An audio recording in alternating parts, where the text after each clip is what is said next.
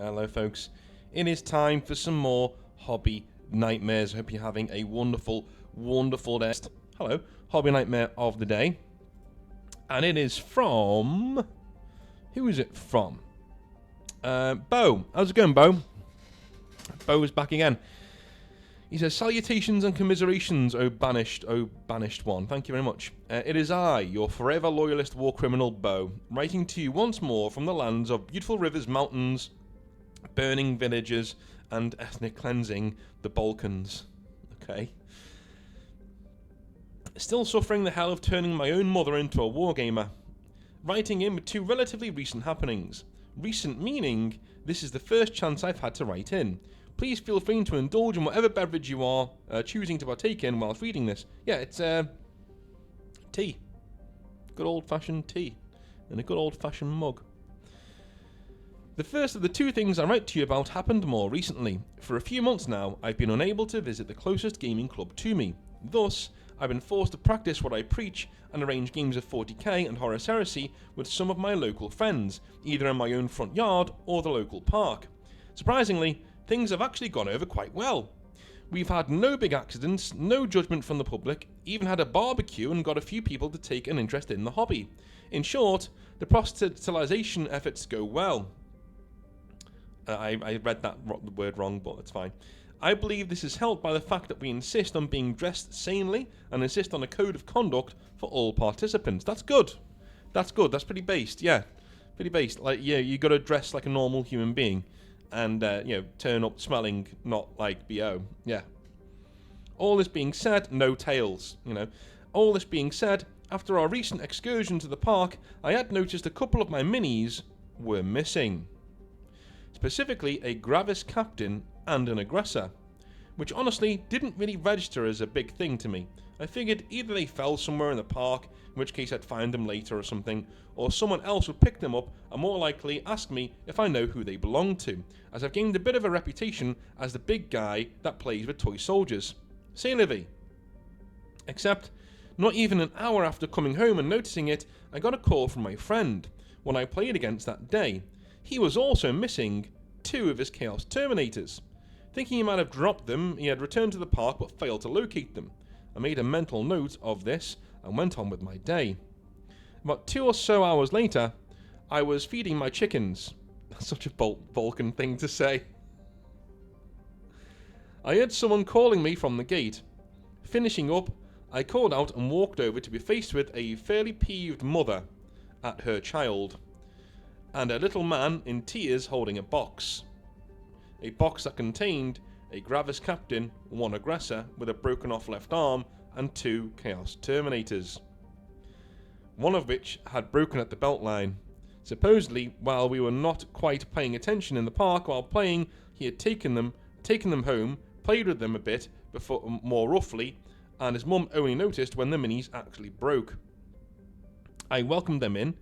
My mother made coffee for the grown-ups. Of course, we had to flip the cups over after drinking so she could read them after they dry.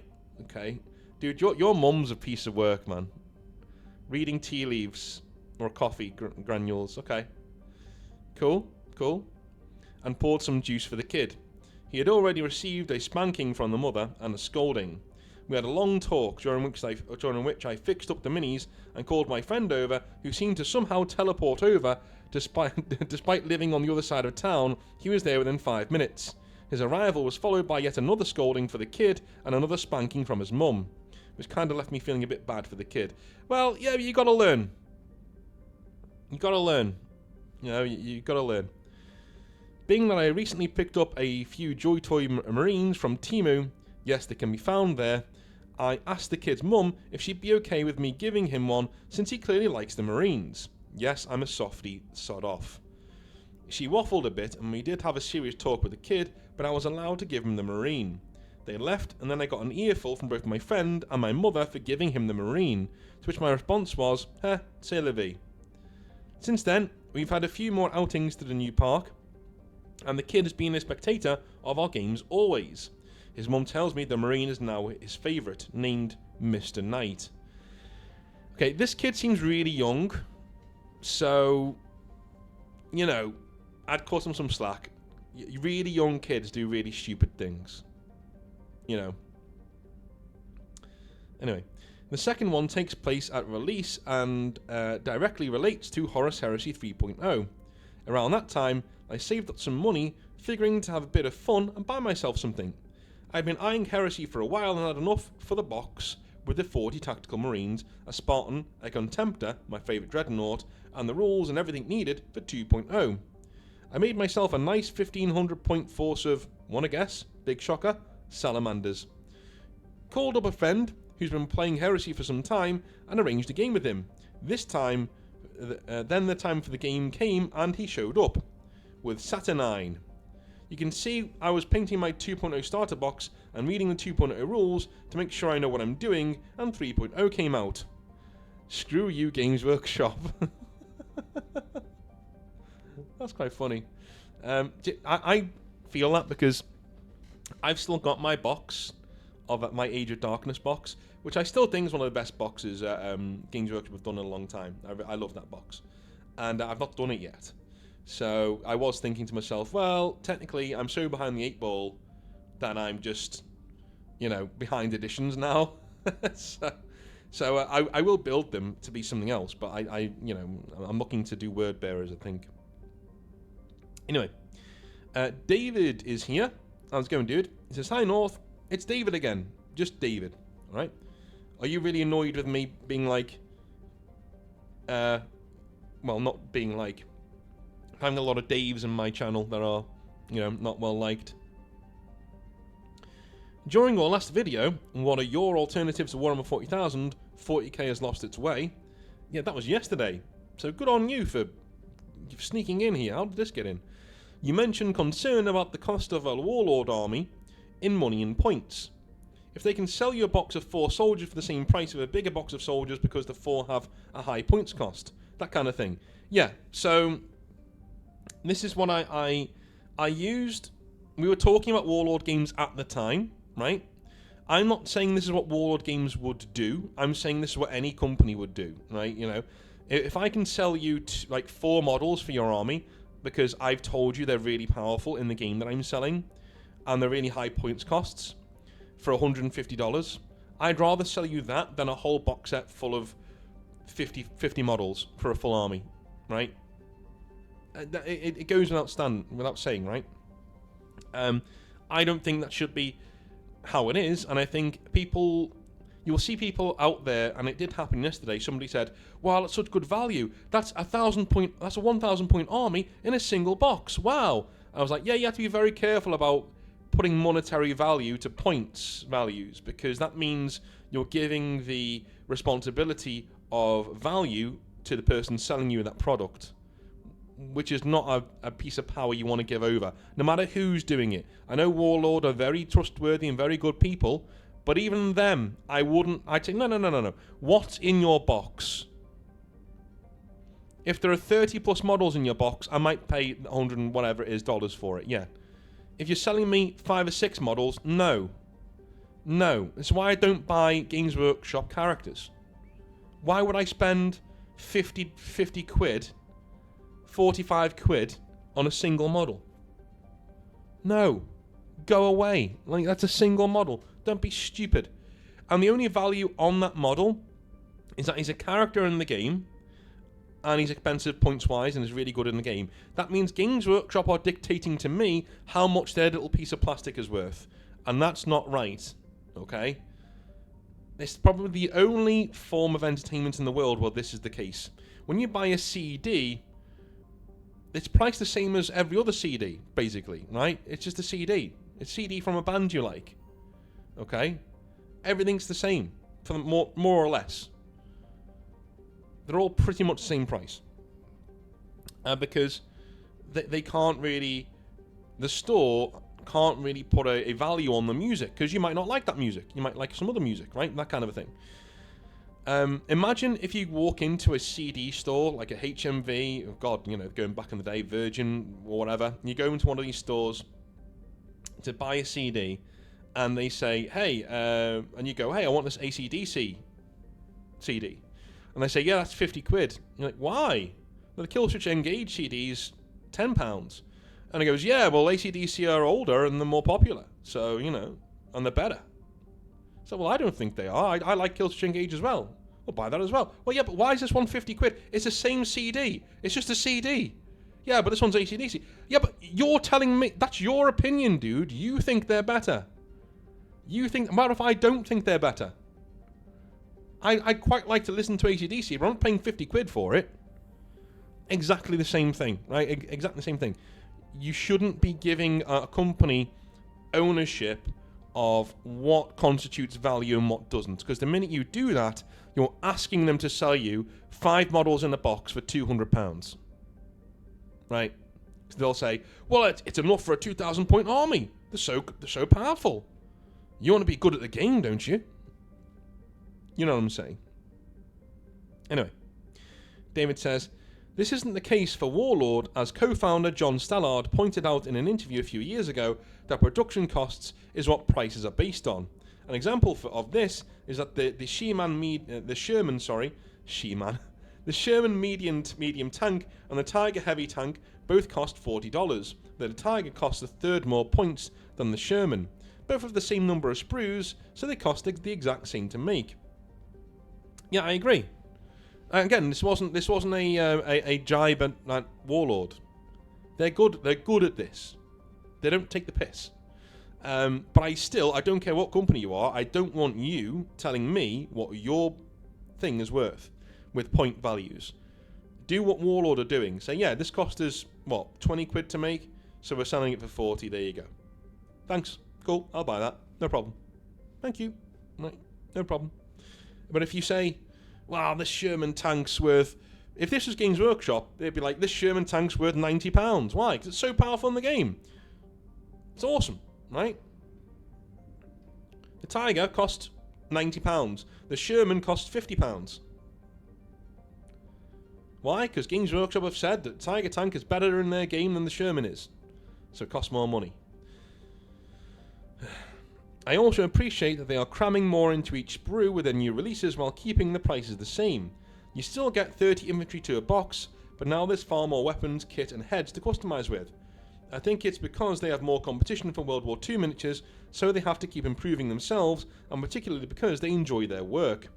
Conflict 47 is a bit more expensive per sprue, but I assume per unit cost is higher for a lower demand game to get their money back and make a proportional profit to Bolt Action.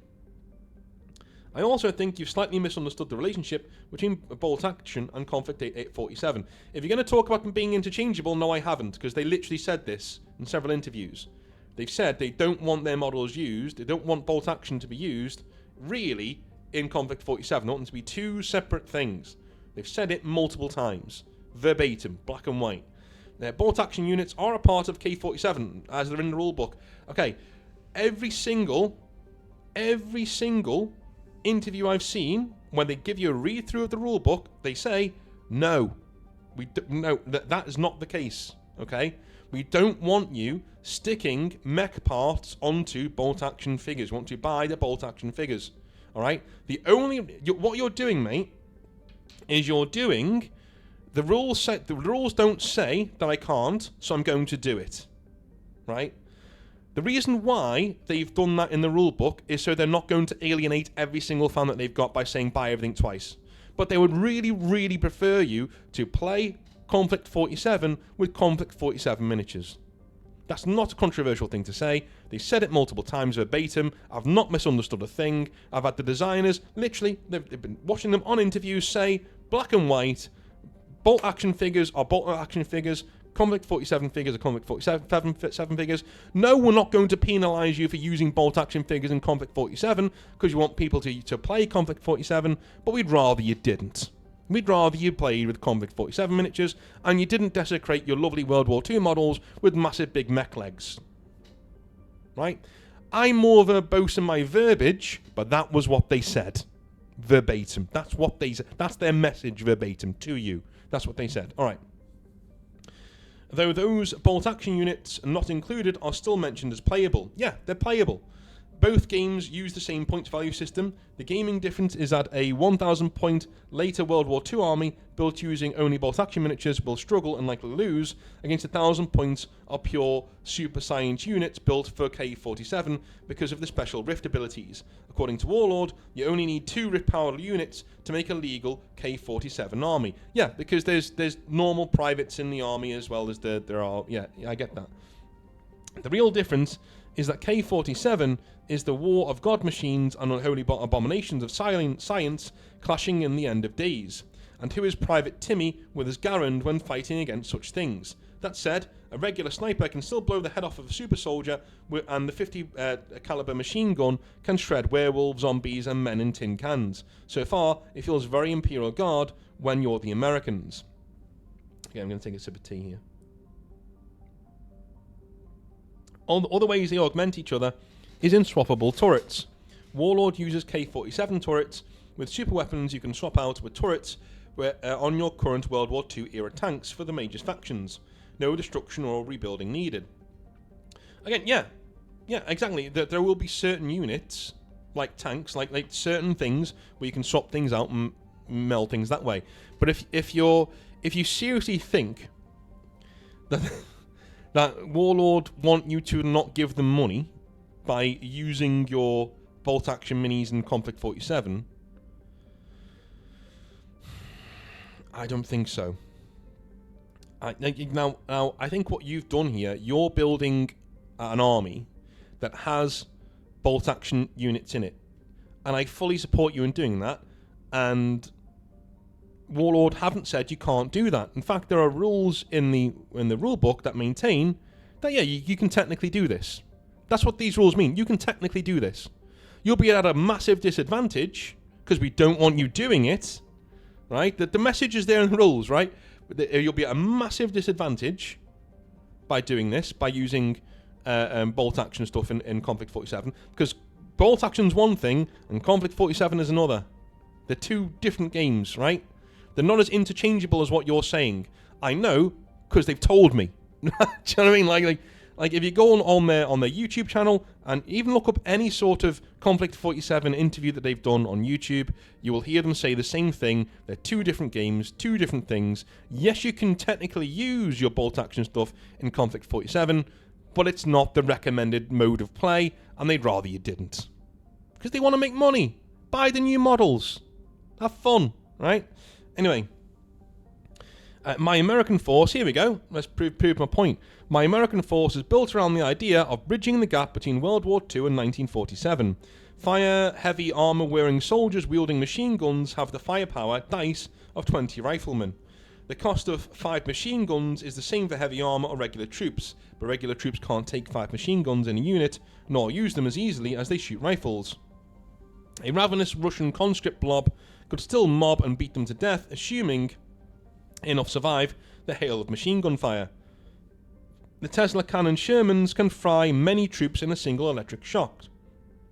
But the regular and real Pershing tank, with its heavy armour and super heavy anti-tank gun, can still kill a German spider-leg tank freak mounting a rail gun. Okay? He attached the model here. I believe this ability to mix bolt-action K-47 units will give K-47 narrative and campaign gaming depth, even if the tournament scene is pure god machines and unholy abominations of science, duking it out for prize money and the title of King Nerd. Anyway, I need to get back to painting my Japanese bamboo spear fighters, otherwise the Ghost Squad, which can phase through in reality, will have no support when they attack the Russian bearmen. As the great Michael Keaton once said, you want nuts? Let's get nuts. That's Conflict 47. Take care, David. Cheers, man. I think we're saying the same thing from two different angles. You know, I'm more hardline on, because I'm only like this because I'm telling what they said. No, they literally, lovely models by the way, that they literally said, yeah, they're two different games. We don't want, we want you to, we don't want it to be so easy for you to just use bolt action models and stick a few bits on and there you go, right? We want this to be a bespoke thing that looks and feels different to bolt action. And you don't say that kind of thing if you want your gamers to just play with bolt action figures in K-47. Do you know what I'm saying? It's just not something that you would say. And I truly believe that they don't. I believe that they don't want to leave out the fans they've already got. This is an onboarding process. They're onboarding people onto K47 by saying, yeah, sure, you can still use your old stuff. But, and they've already said the timeline will go on to like 1948, 49, 50. As time goes on, those units will just be phased out.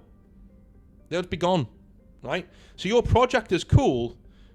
It has a shelf life. It's really cool, but it does have a shelf life.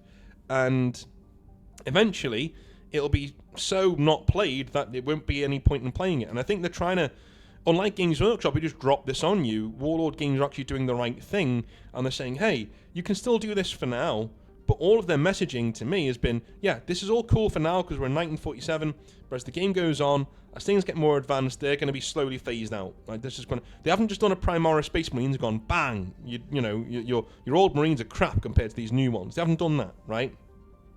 You will still be at marked disadvantage playing all World War II troops in 1947, but you know what I'm saying, right? You know what I'm saying. You know that my argument here is that I don't think, in an ideal world, if you said to Warlord Games, do you want your players to mix and match bolt action or have all Conflict 47 and K47 games?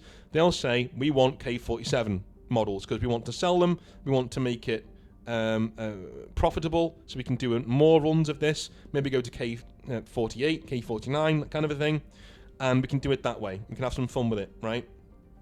And that's what they want. That's what they will want to do. But they've done a very clever thing in not alienating their core audience, which is bolt action players. They've gone to their bolt action players and they've said, listen, as an olive branch, you can still use those models in this game. Okay? They'll be woefully underpowered compared to what you're going to be going up against. It's eventually they're going to be phased out, but you can still use them. That's what I'm reading, right? But they'd rather you didn't. They'd rather see the smaller games of super warriors and super tanks and super mechs fighting it out on the tabletop. That's why whenever you see Conflict 47 being shown off, you don't see any bolt action models, right? Whenever you see it being played by the developers, you don't see any bolt action models. They're showing you how they want the game to be played, and bolt action ain't a part of it, right? I love bolt action, but they're two, to me, from what they've said, separate things. And this is as close as they're ever going to be. What you're talking about now, this is as close as those two games are ever going to be. Okay? They're only ever going to get further and further apart as more sets and things come out for K47. Lovely models, by the way. And thank you for getting me talking. That's awesome.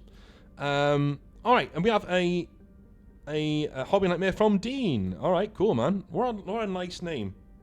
You must be incredibly handsome and awesome. G'day, North, you mad. See you next Tuesday. You must be Australian as well. My name is Dean, and I'm sending this to you from down in everyone's favourite colony down in Australia. There we go. As soon as you use the C word, and you... And man, has this hobby nightmare been a long time brewing, since your video on the 21st of May, to be specific. Okay? Alright. To preface these stories, a bit of background on who I am, and my recent entry into the warriest of hammers. I'm in my late 20s. Work as a specialised electrician in commercial high-rise construction. And I've looked out with this gorgeous lady who I plan on putting a ring on shortly. Not to brag. This is a joke, by the way. And I'm more or less what you've called a normal guy compared to the standard 40k hobbyist. In fact, the first video of yours I watched was the one about needing more normal guys in the 40k hobby as a whole. Thank you for how welcoming you've made the space feel for someone of my ilk too, by the way. Not just me, man. It should be the whole hobby. It has been much appreciated, mate. Anyways, I've always had nerdy interests, but real life interests always took precedence due to my environment. That was until the miso made me slow down the drinking and smoking. Definitely the right call. I was averaging at least half a litre of rum a night. Wow. That's a lot. And I had to find something to fill the 3 to 5 hours a night. So that's why I finally decided to try that Warhammer thing out. I'd been exposed to 40k through a DS game as a kid, Squad Command I think, but I'd finally get my mitts on some models in November 2024. I have attached a few crappy photos of my first diorama, Ultramarines versus Yellow Jacket inspired Tyranids, and my latest work in progress, Krieg versus Chaos. Alright, cool. Let's have a look-see.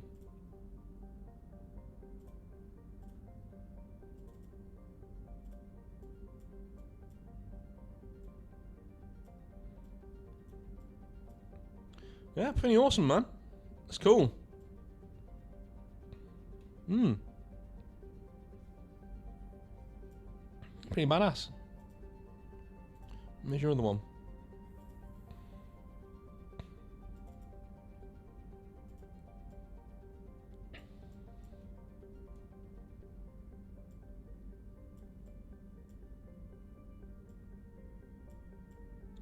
Wow, yeah. I like these. I'll leave them on for a bit. Alright, let me take a quick sip of tea.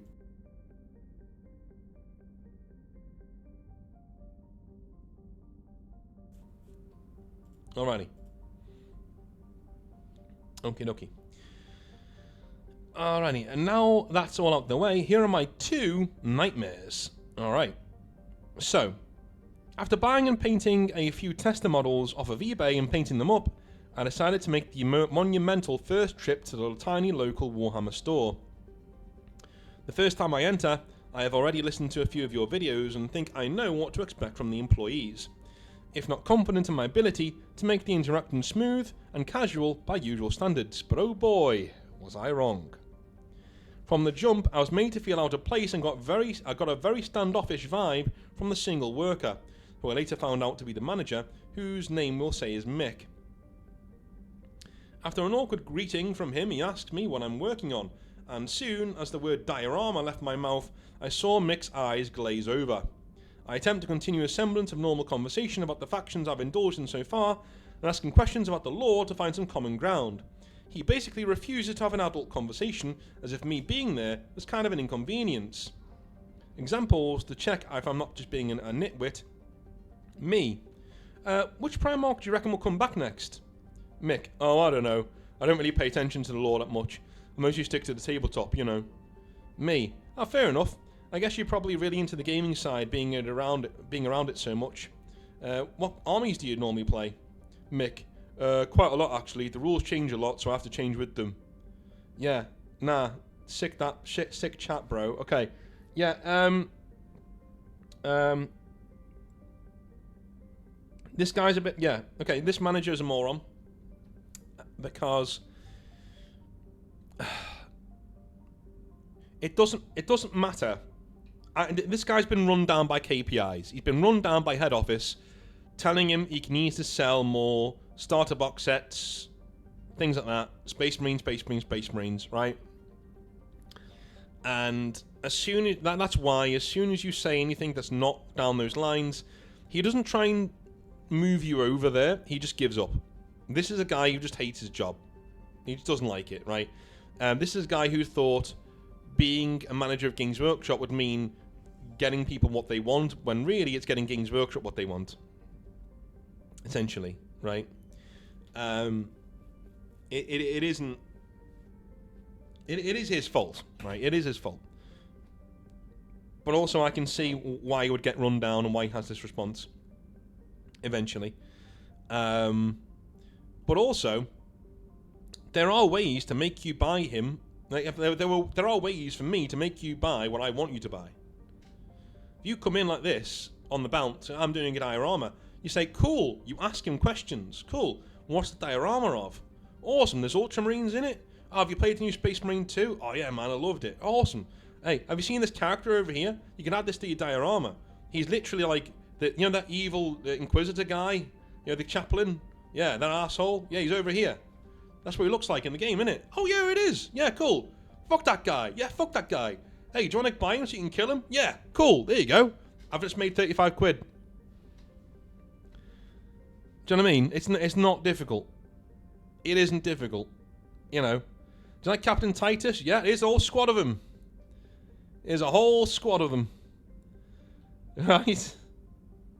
Do you want Marnius Calgar? He's right over there. You want Rabute Gilliman to add to your diorama? He's up there on the top shelf with all the porno, right? Not really, but you know what I'm saying. Probably elf porno when I think about it now. But anyway, you know what I'm saying though. It's he could have turned this around quite easily. If you're doing a diorama and you show me a picture like that, the one on the right, and you're like, yeah, here's some they're not they are ultramarines. Here's some ultramarines. I'm like, yeah, okay, cool. Well, here's a whole wall of ultramarines. Do you want to make your diorama bigger? Cool. Get a little Leviathan box set.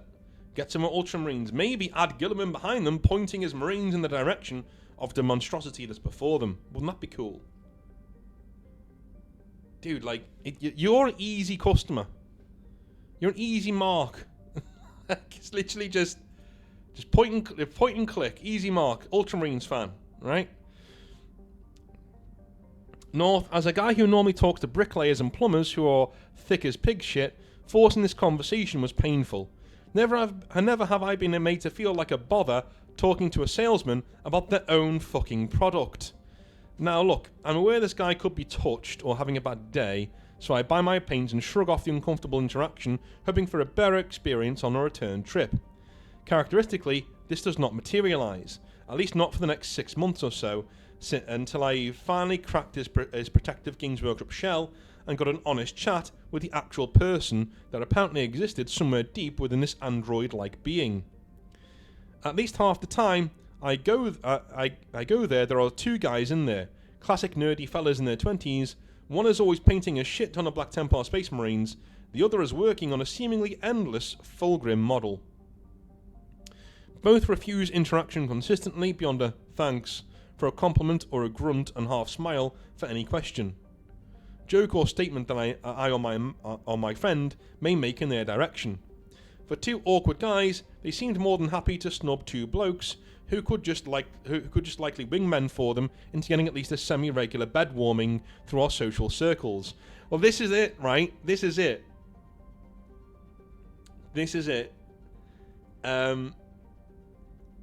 You know, you never know who you're speaking to. That's all I'll say. You'll never know who you're speaking to. You never know which mate of yours are going to introduce you to women. Do you know what I mean? I've got a mate who absolutely drives me mad because when we were single, you know, I knew quite a lot of people, so I knew girls and I'd date a few, but then you know he'd meet them through me, you know, as my friends. I'd be like, oh yeah, have you met my friend? He's so cool. And they get together. Not once did he do that for me, and we had a bust up about it one time. I was like, dude, like the only thing you ever do when we go out, if there's women around, is you try and sabotage everybody around you. You're a dick. You're a dick, and you've relied on me for years to get your dick wet. So don't be. Do you know what I mean? Dudes like that really fucking grind my gears. But whenever you meet somebody like Dean here, right, or a guy like that, just look up from your models. Look up your models. If he's a good-looking dude, quite large, you know, obviously got a bit about him, talk to him. If you're a 40k fan, just talk to him.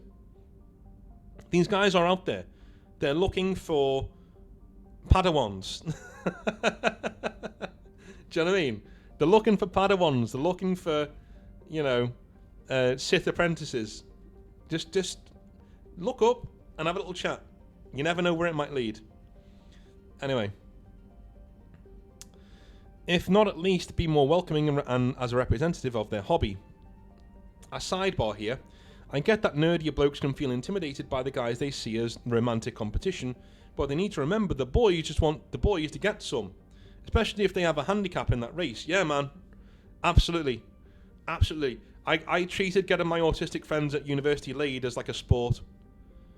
You know, like I'd look at in my own internal thought head, I had like, okay, he's worth 10 points. He's worth 20 points. You know, that kind of a thing.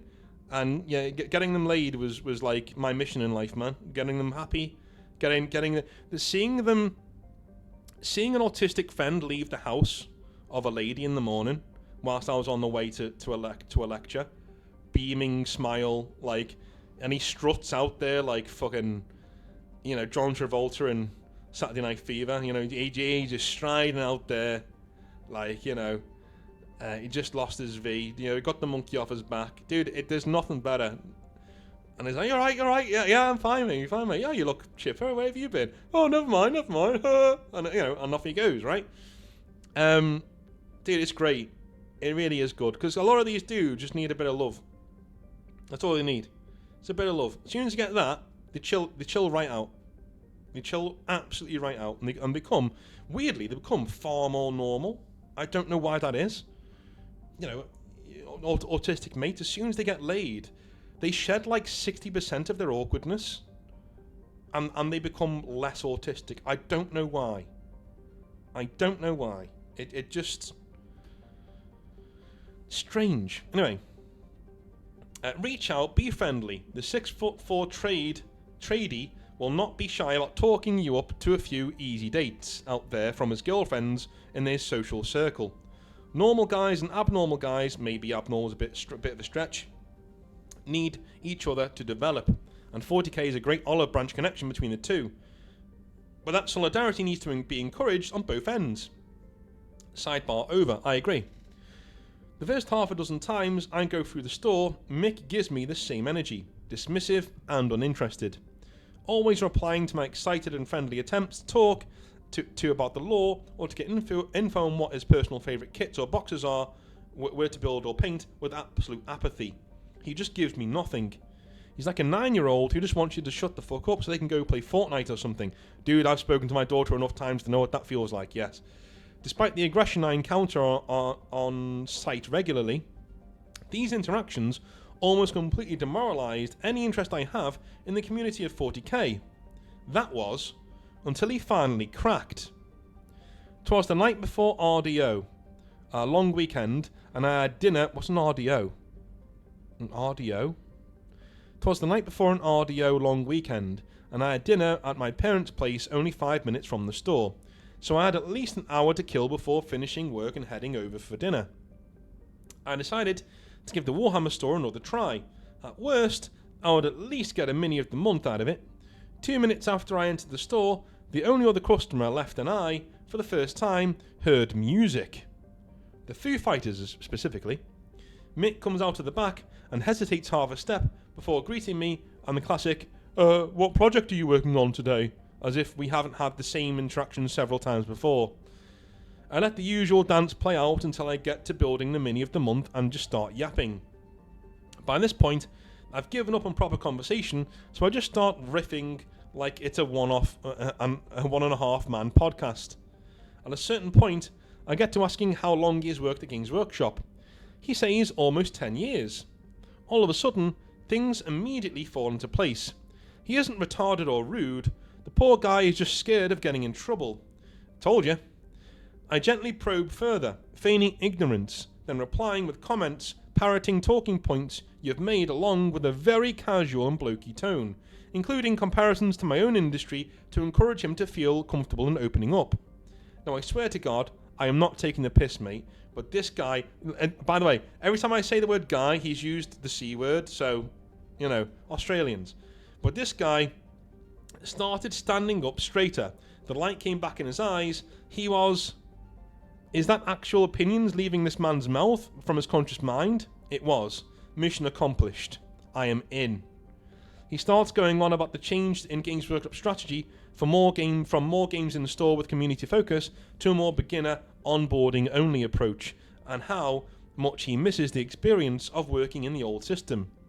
Like the beaten dog he is, he was still very sure to clarify he understands, agrees and toes the company line, but it was clear that was all lip service and that this man was working here despite the company's current modus operandi. He loves the game and loves the hobby the community plays, but he doesn't get to enjoy that at work anymore, and because it's his work, it's a lot harder to find motivation to engage in those aspects of the hobby he does love. On a personal note, it was honestly tough to have a conversation with a grown man who was so clearly broken regarding this topic, but he clearly enjoyed the freedom to speak his mind for once. If Games Workshop thinks that this borderline dystopian approach to getting more starter sets sold to normal people is going to work out, they are fucking mongoloids. and never have I, as a working class man, hated a company structure and philosophy more. The fact they suck so hard for such a fun and trivial hobby is insane. At least Monsanto and BP are in the business of being corrupt pieces of shit. The Toy Soldiers Company could at least do the courtesy of not shitting in the river they bottle our water from. I don't want to give them a cent more than I must, so I don't. I bought a 3D printer the week of that conversation for all-terrain vehicle and diorama purposes. Thankfully, I found a local independent hobby store nearby, so I can give my cash to an actual person instead of whichever money-grubbing prick cashes the checks at Games Workshop. If you can't tell, I'm part of a union at work. Anyway, mate, nightmare over. Warhammer store is no longer intimidating, but rather just sad. Turns out North is right about Warhammer managers, even when they are on the other side of the planet. Thanks for being a genuine force for good in this weird ass hobby community, and keep up being a real role model for so many of these blokes in need in their life. Well, cheers, man. Oh yeah, drink some fucking tea too, mate. Must be thirsty if you end up reading all of this waffle. My fingers are tired now, so let me know if you want me to write in any others and more conversational nightmares when my misso painted her first Space Marine while the manager did his best not to make a sale. Cheers, Dino. Yeah, throw that in, man. Throw that in. I have one of those accursed names in Australia where my name is very easy to put an O on the end of. So that's what I was called by Australian friends.